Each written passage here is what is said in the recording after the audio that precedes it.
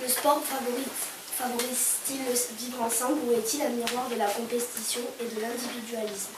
Nous sommes un groupe partagé. Le sport ne favorise pas le vivre ensemble. Par exemple, les hommes et les femmes ne sont pas égaux dans le sport. On le remarque en comparant les salaires d'une femme footballeuse qui est de 30 000 € par mois, alors que celui d'un homme est de 75 000 € par mois. Cela laisse penser que les hommes sont plus forts que les femmes.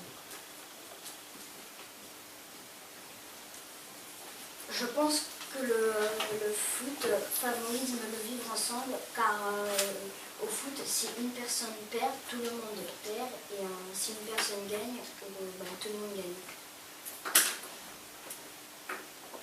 Pour nous, le sport ne favorise pas le vivre ensemble parce que ça peut causer des violences physiques ou vocales. Même dans le football, si on gagne tous ensemble, ça va forcément être plus... tout le monde va vouloir préférer celui qui a marqué le but, qui a tout fait gagner, que toute l'équipe. Souvent, c'est ça. Par exemple, Raheem Sterling, il est attaquant anglais d'origine jamaïcaine. Il se faisait siffler parce qu'il était noir. Et un jour, il a marqué un but et il a... Par exemple, imaginons, il y a deux personnes, Pierre et Nicolas. Il y a Pierre qui supporte l'équipe de Marseille et Nicolas de Paris. Il y a l'équipe de Nicolas qui gagne. Ça peut très mal tourner. Ils peuvent commencer à se bagarrer parce que lui il a gagné, mais non il n'a pas gagné, c'était faute et ça.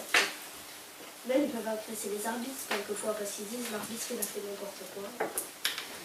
Mais l'erreur elle est humaine. S'il y aurait des robots à la place des joueurs, ce serait moins bien le sport. De toute façon, partout, toutes les violences seront punies dans tous les cas.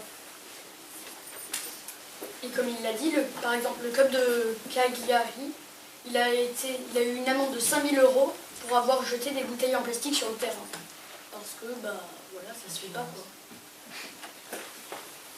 Oui, mais est-ce que c'est fait pour... est-ce qu'à chaque fois, à tous les matchs, par exemple, il y a quelqu'un qui jette une bouteille, est-ce qu'à tous les matchs, il y a des personnes qui mettent une amende juste parce qu'ils ont balancé une bouteille? Là, c'était précisant, ils avaient jeté des bouteilles sur certains joueurs par acte de racisme, il me semble. Voilà. C'est pas que jeter une bouteille. Mais même s'ils ne reçoivent plus l'amende à l'intérieur d'eux, ça leur aura fait du bien de causer du mal. Ça leur a fait beaucoup de bien, ils s'en fichent de l'amende. Enfin, autant l'amende, ils vont la payer, ils ne vont pas recommencer, mais ils l'auront déjà fait. Après, peut-être que ça leur a fait du mal de faire ce qu'ils font parce que quand tu supportes une équipe, tu préfères que ce soit ton équipe qui gagne que l'autre équipe. Et du coup, tu peux essayer de les déconcentrer en faisant n'importe quoi. Moi, je trouve que même s'il y a du racisme dans le sport, il y a toujours le club qui va intervenir pour soutenir celui qui se fait harceler et tout. Et du coup, ça favorise le vivre ensemble car ils vont le souder et quand les gens vont voir ça, ils vont arrêter. Alors, c'est pas que c'est agressant, au contraire, vous avez beaucoup mais vous arrivez au bout de votre temps. Est-ce qu'il y a d'autres interventions ou est-ce que vous aimeriez conclure? Aussi, est-ce que vous avez déjà vu des personnes... Alors, souvent les personnes de différentes morphologies, elles ne sont pas acceptées dans les équipes de sport parce qu'elles sont trop grosses, trop maigres, pas assez musclées ou trop musclées. On ne peut pas accepter quelqu'un de la boxe parce qu'il n'est pas assez musclé, quelqu'un dans le foot parce qu'il est trop gros. À chaque fois, ça arrive. Et souvent, quand vous voyez à la télé le football, le tennis, au tennis, on voit souvent des gens maigres et musclés. Au football, pas gros ni maigres, mais assez musclés. Ils sont des personnes avec des morphologies différentes, elles ne sont pas forcément acceptées dans le sport comme c'est. Si, il y en a plein des gens obèses dans le foot. Et surtout, ils font du sport, les gens pros. Du coup, c'est pour ça qu'on voit pas beaucoup de gens un peu... Et puis, par exemple, moi, je suis pas du tout musclé et pourtant ça m'a pas empêché de faire de la boxe. Bon, je sais, là c'est un autre niveau, mais bon. Et puis une fois, je sais pas pourquoi, il y avait un match de boxe à la télé. J'ai regardé, il y en avait un, il n'était pas du tout musclé. Et pourtant, il en faisait en compétitive. Moi, je suis exactement d'accord avec Jules, parce que tous ceux qu'on va télé, c'est des professionnels qui s'entraînent tous les jours. Donc, c'est sûr qu'ils ont un physique de professionnels. J'ai une question. Jules, tu disais que tu faisais du football en club.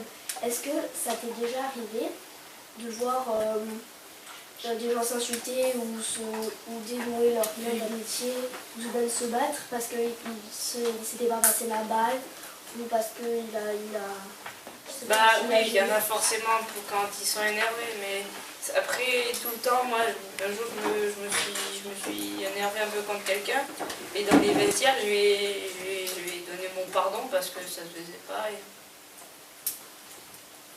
Là, je vais vous demander de conclure. Vous restez sur une position partagée ou vous avez des points de rapprochement? Moi, j'étais un peu neutre au début, mais là, je suis vraiment plus sur le vivre ensemble. C'est-à-dire le sport favorise le vivre ensemble, les Au idées début, j'étais d'équipe. plus neutre, mais... Oui. Ben, maintenant, je suis partagée. Enfin, avant, j'étais contre. Mais là, maintenant, ben, je pense que les deux, ben, c'est partagé. Et le sport, c'est... D'accord. On a vu qu'il y avait beaucoup de compétitions dans le sport, mais que ça dépendait des gens, qu'il y avait des gens qui vraiment ils s'entendaient bien, c'était vraiment du vivre ensemble par rapport à d'autres où c'était de la compétition. Donc tu n'as pas changé d'opinion? C'est un peu partagé parce qu'il y a un D'accord. peu de vivre ensemble et un peu de compétition. Voilà. Ça n'a pas trop changé, mais après, c'est sûr que dans le sport, il y a de la compétition et du vivre ensemble. Et ça dépend à quel niveau. Après, dans le sport, il y a toujours des insultes parce que il y en a, ils vont jamais changer d'avis. Ils oublient le fair play, le respect de Oui, l'autre. voilà, comme dans le film. Par exemple, oui. Milan, tu restes sur ta position? Oui. Donc tu estimes que le sport favorise le vivre ensemble. D'accord? Ben, moi, je pense toujours que le sport favorise le vivre ensemble. Parce que... Non? Tu n'as pas changé ton opinion.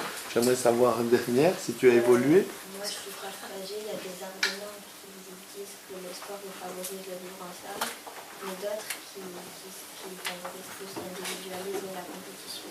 D'accord.